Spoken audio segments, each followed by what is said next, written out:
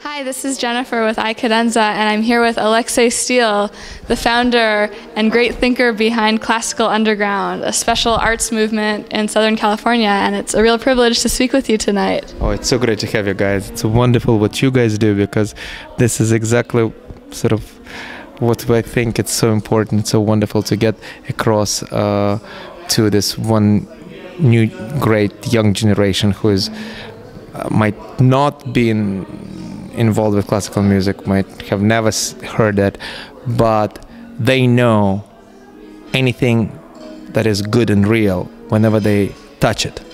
So to give it to them in the most unpolluted form, in the most authentic form, in a way, you know, what I was thinking tonight, there's so many ways that art is done for all the wrong reasons. Art is done for all the wrong reasons all the time. Great, as long as it pays, it's good. But at some point, art should be done for all the right reasons, when nothing but art is important. And I think, in my view, what Classical Underground was all about was about that, is to try to dilute and throw away everything as far as format, as far as, you know, that wrapper around, but to leave one thing that I call clarity of intent. Why, as we as artists, do what we do, and to give it in the cleanest, purest form, and then to see how the audience that knows everything about that, the art of painting, the art of music, and the audience that doesn't know anything about it, because that's the kind of mixture we have. People who know everything, great musicians, there's a huge amount of musicians in the audience. And the people that don't know pretty much anything about it. But the modern audience is sophisticated and refined enough to respond immediately if they know that this is for real. And that's what I think the experience of Classical Underground proves, that it does work. If you give them that essence of art, done for all the right purposes, and for all the right reasons, that will become an experience to which modern audience, young, wonderful, refined in its own individual sense, modern audience will absolutely relate. Because authenticity of experience is what they understand, I think. So with what you guys do and what I'm doing, I think the more we can deliver that, the more we can show that all that rubbish of even questioning about the future of classical music or classical arts in general, it's just rubbish. Art is alive as long as the human being is alive. Now, Classical Underground is a huge success, unbelievable. How did you get the idea, and what's it been like seeing it evolve over time to become something that everyone knows about and everyone has to come to? Well, it's, you know, it's all the good things I think happens as a sidekicks. It's like, you know, nothing, it's never thought. I mean, I had my ideas always, just ideas. And in one sense, the Classical Underground is 2 generations in the making. My dad, who's a wonderful, great painter of Soviet times in Russia, he was always friends with musicians because his first wife happened to be a wonderful pianist.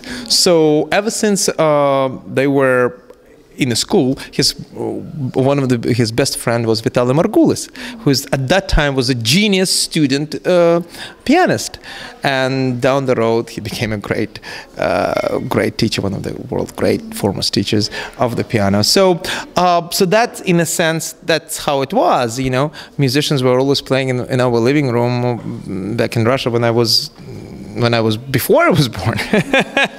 I had 2 pianos in the living room. So that's where it all started in one sense. On another sense, you know, it really came out of my thought. So there's one historic part of that, leg of that. Another one is kind of my theoretical, is when I'm fortunate enough, again, because of this family history, to know quite a lot of great musicians, really one of the greatest musicians of our time, personally, like intimately.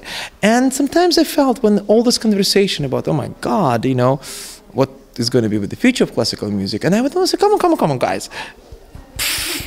I am the living proof that any one of you who thinks that, oh my God, doom and gloom, is wrong. Like, how come? Because look at me, I'm your living proof. Because I don't have a single musical lessons in my life. I don't know a single note. For some odd reason, for whatever it is, I need it. So if I need it, you know, economy of scales, you know, just scale it up in the world. Few other people probably need it too. So that was another reason for doing classical underground. How many more? Nuts like myself who having no connection to classical music, but in fact enjoying that. And natural part of that, it just came out of our hangouts. Because again, great musician friends, they're all friends, so we would have all the parties, and we would always hang out, and musicians that have, when they're sufficiently drunk and have musical instruments next, anything that sound emitting that happen to be the instrument, they start playing. So, and when I got this incredible space, that the first night we came over, in the middle of the rain, in the middle of my birthday, it was crap. It was just one roofing company just moved out.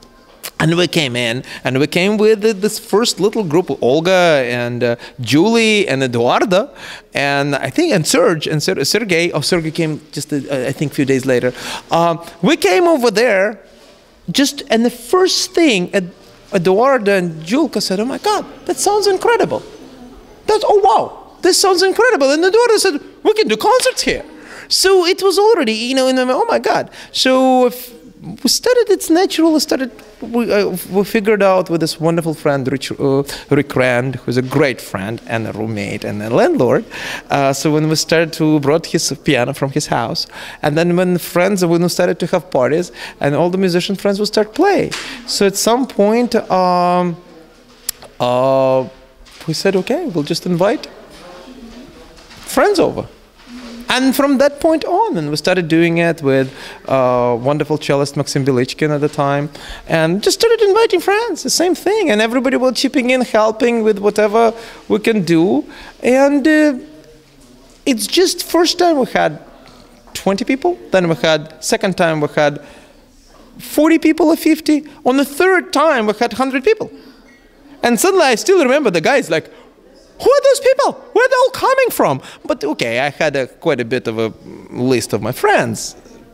So I thought out of my big list of friends, oh, who I think might enjoy that. I went through that list and invited a couple of hundred people that I thought might enjoy it. And some of them are still, till today, it's the core of that classical underground. But then the word immediately got out. And see, authenticity of experience is too rare of the commodity in this world. We live in a world of fake. We're inundated by advertisement, by commercial interest, and by fake. We're in Los Angeles. It's a la la land. It's a fake capital of the world. So what happens when you're inundated by fake and crap, essentially? Something that is authentic and real becomes scarce. It becomes unique. So it's not that you want that. I'm a huge opponent of crossover. You don't ponder. You don't cross over. Crossover is bend over. Pop is wonderful in its own way. Great. Pop culture, pop music, wonderful. You don't have to go there. Classical music is great on its own standing. It has its own rules, its own language.